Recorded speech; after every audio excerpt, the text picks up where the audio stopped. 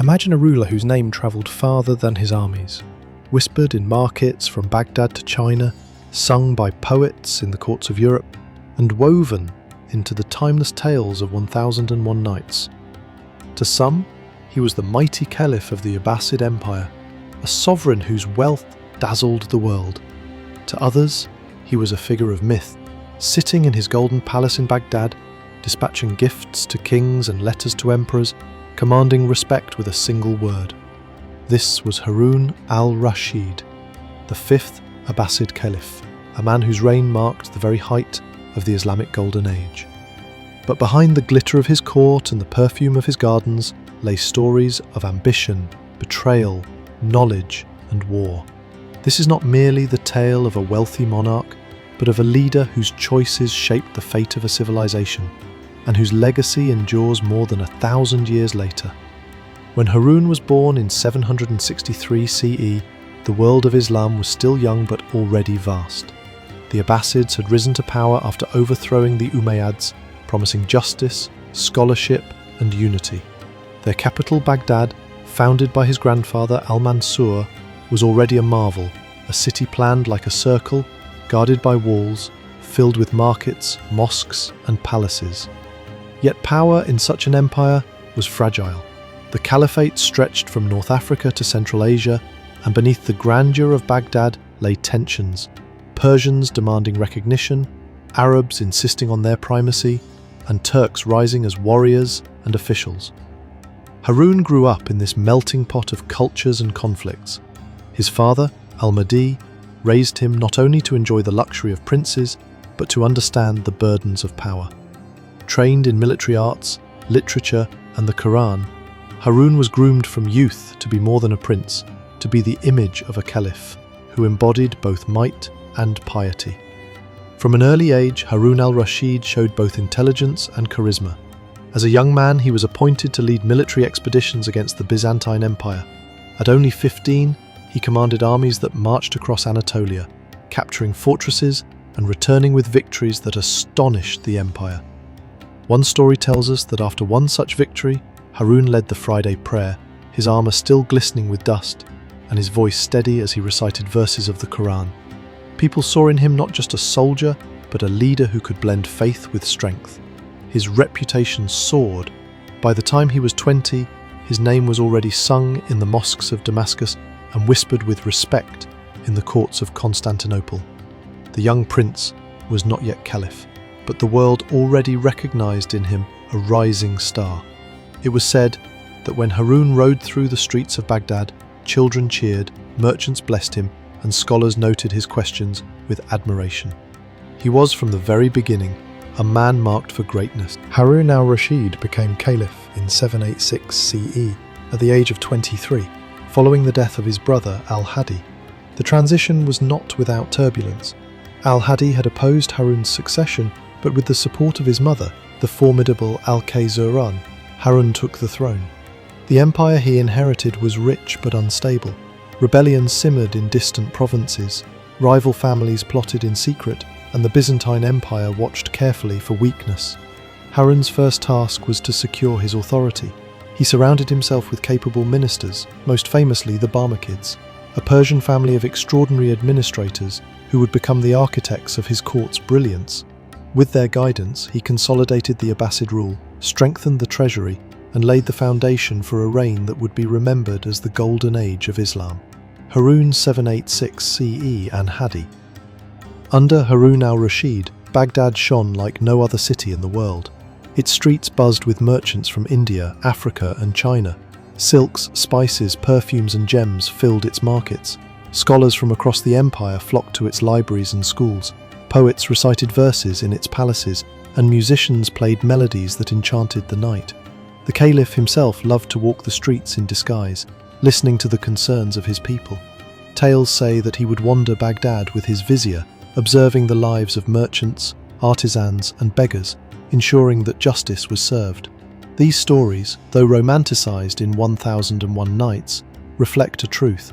Harun al-Rashid's Baghdad was not only a center of wealth, but also of vibrant culture, where rulers and commoners were bound by the idea of justice.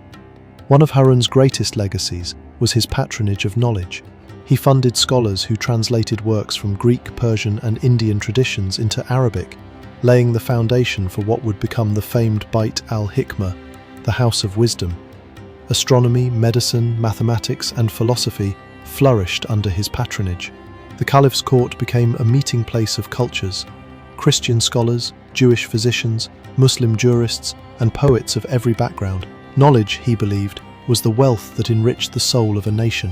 His encouragement of learning not only preserved the wisdom of past civilizations, but also ignited the scientific and cultural brilliance that would define the Islamic Golden Age.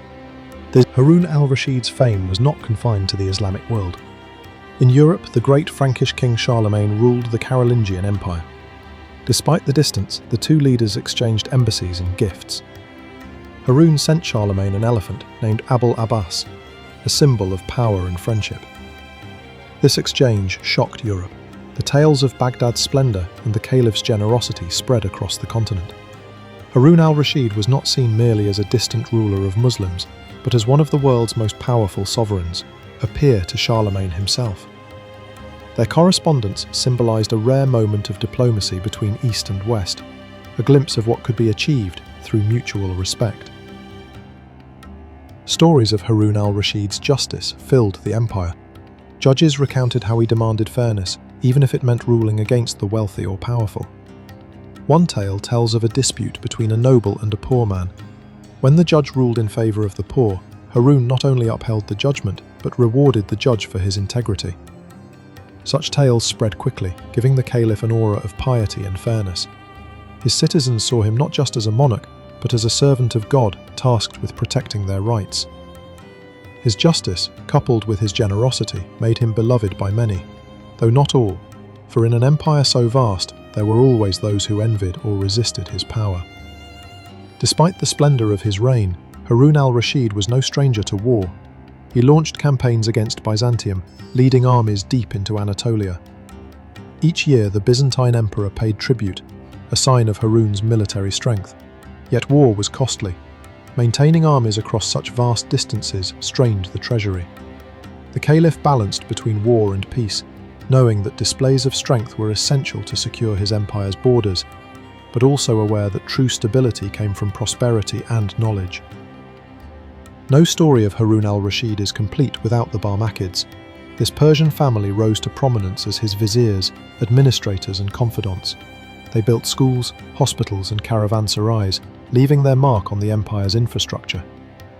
Jafar al-Barmaki, Harun's closest friend and vizier, was famed for his intelligence, generosity and wit. Together, the caliph and the Barmakids turned Baghdad into the jewel of the world. They organized the state's finances, ensured the flow of goods across continents, and sponsored poets and scholars. For a time, it seemed that their partnership would last forever, an alliance of wisdom and power. For years, the Barmakids had been the pillars of Harun's rule.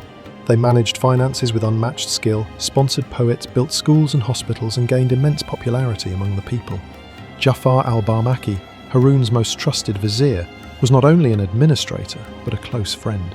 Some say Harun loved him as a brother. Their bond was legendary. Jafar dined with the caliph, debated philosophy at night in the palace, and even joined him on his secret walks through the streets of Baghdad. Yet, in 803 CE, the unimaginable happened. Harun ordered Jafar's execution, seized the Barmakid estates, and imprisoned their family. The suddenness shocked the empire. Historians to this day debate the reasons. Some say Jafar grew too powerful, overshadowing the caliph. Others claim palace intrigues and whispers of betrayal poisoned Harun's trust. There are even tales of scandalous rumours that brought disgrace to the court. Whatever the truth, the fall of the Barmakids was like a thunderclap. Baghdad mourned, merchants wept for the loss of their patrons, poets lamented the downfall of generous sponsors, and ordinary citizens whispered in disbelief. The caliph, who had once seemed inseparable from the Barmakids, had turned against them with a swiftness that revealed the lonely, dangerous nature of absolute power. After the fall of the Barmakids, Harun faced increasing instability. The empire, vast and diverse, was never easy to control. In Khorasan, ambitious governors tested the limits of authority. In Egypt and North Africa, local leaders dreamed of independence. On the fringes of the empire, tribes rebelled, claiming the Caliph in distant Baghdad had forgotten them. Harun did not sit idle. He travelled constantly with his armies, leading campaigns to crush rebellions before they grew too strong. His very presence on the battlefield often restored order. Soldiers admired his courage. He rode alongside them, endured the same heat and dust, and shared their hardships. His charisma inspired loyalty, and his victories reminded friend and foe alike that the caliphate was still strong. But these constant campaigns revealed a deeper truth. The Abbasid Empire, though magnificent, was fragile.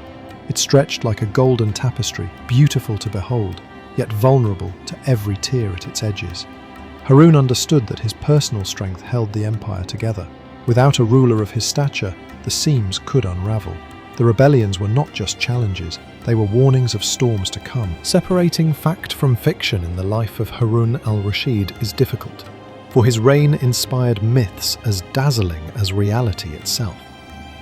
The tales of 1001 Nights depict him as a curious ruler who disguised himself at night to wander Baghdad with his vizier Jafar and the executioner Masrur, listening to the people, punishing the corrupt, and rewarding the virtuous.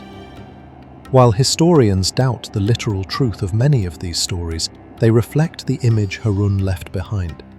A caliph so deeply tied to his people that he became a character in their folklore. For centuries, storytellers in Cairo and Damascus, in Istanbul and Delhi, entertained crowds with tales of Harun's adventures. Children grew up imagining a caliph who could walk into their market at night, test their honesty, and deliver justice before dawn. This blending of myth and history ensured that Harun's memory endured not only in chronicles and records, but in the imagination of millions. His reign became the symbol of an age when Baghdad was the beating heart of the world, a city of silk and science, of power and poetry. Beneath the splendor and myths, Harun al-Rashid carried the crushing burden of empire. The Abbasid treasury brimmed with wealth, but every coin had to be stretched to pay armies, maintain palaces, sponsor scholars, and fund endless wars on distant frontiers. He wrote letters confessing his exhaustion, admitting that the crown felt heavier than any armor he had worn in battle. He often sat late at night, quill in hand, surrounded by maps and reports, reflecting on the fragility of human greatness. He knew that empires rise and fall, and that even the Abbasids were not immune to decline. His biggest fear was the future of his dynasty. Would his children inherit unity, or would they plunge the empire into civil war? This anxiety haunted him. He had seen rebellions firsthand. He knew the dangers of division. And so, even in moments of triumph, Harun felt the shadow of tomorrow pressing down upon him. It was the paradox of his reign. At the height of glory, he was already worrying about collapse. To secure succession, Harun devised what he thought was a wise solution. He divided authority between his two sons, Al-Amin, who would inherit Baghdad and the western lands, and Al-Ma'mun, who would govern Khorasan in the east. On parchment, it looked like a balance of power. In reality, it was a trap waiting to be sprung. The rivalry between the brothers was fierce even during Harun's life. Al-Amin, backed by the Arab elite of Baghdad, saw himself as the rightful ruler of all. Al-Ma'mun, supported by the Persian nobility of Khorasan, believed his intellect and ability made him the better choice. The Caliph tried to hold them together, but their ambitions clashed like steel. Harun sensed the coming storm, but could not stop it. He prayed, planned, and wrote decrees, hoping to prevent bloodshed, yet history would prove his fears correct. After his death, his sons would plunge the Abbasid Empire into a brutal civil war that would weaken the dynasty for generations. For Harun al-Rashid, this was the bitterest truth, that his greatest triumphs could not guarantee a peaceful future. The seeds of division had already been planted, and no power, not even his, could uproot them. In 809 CE, while travelling in Khorasan to suppress another rebellion, Harun al-Rashid fell ill. Far from the golden palaces of Baghdad, he faced his mortality. Surrounded by generals and courtiers, he dictated his final orders, hoping to secure stability for his sons and his empire. He died in Tus, in northeastern Iran, and was buried there. The news of his death spread like wildfire, bringing both mourning and anxiety. For his people, it was the end of an era, the passing of a ruler who had defined their age. Harun al-Rashid's reign became the symbol of the Abbasid Golden Age. Under his rule, Baghdad shone as the jewel of the world, a city of wealth, culture, and knowledge. His patronage of scholars preserved the wisdom of ancient civilizations and sparked discoveries that would influence humanity for centuries. Though his son's rivalry would tear the empire apart, his own reign stands as a moment of brilliance. For generations, poets, storytellers, and historians would recall the days of Harun al-Rashid as a time when the Islamic world reached its zenith. Today, his name is remembered not only in history books but in legends, in the pages of 1001 Nights, and in the imagination of people across the world. He was not a perfect ruler, no man is, but he was a caliph who embodied the grandeur and the contradictions of his age, and in that, Harun al-Rashid remains one of the most unforgettable figures of Islamic history. Thank you for listening. If you enjoyed this journey, don't forget to support the channel, subscribe, leave a comment, and share this with someone who loves stories as much as you do. Your support helps keep the stories alive and ensures that the next adventure will be waiting for you. Until next time, close your eyes, rest well, and let the story stay with you.